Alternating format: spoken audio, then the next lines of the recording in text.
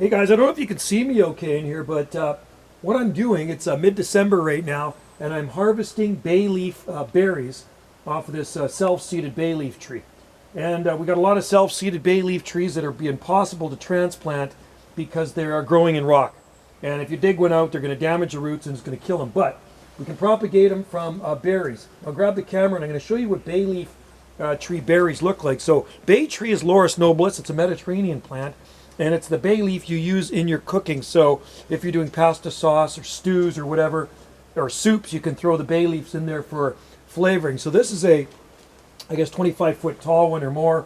And there's a bunch of self-seeded ones all over the place. But I just noticed today that this one here in particular is loaded with black berries. So we're going to take the berries off. We're going to strip the fruit off of them.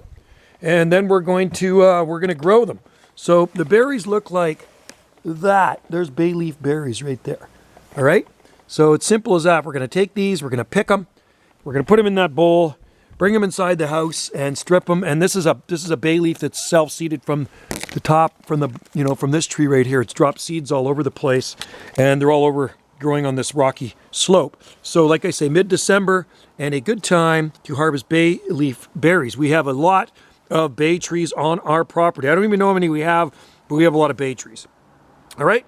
Anyway, thanks for watching, folks. And this plant is an awesome one to grow in your garden. Super drought tolerant. Deer don't eat it, and you can use it in your cooking. Plant them in full sun. They'll grow in part shade too. And they're a nice BLE, a broadleaf evergreen. And like I say, super drought tolerant, which makes them totally awesome. You can use them as a hedge too. And then you can clip them back. All right.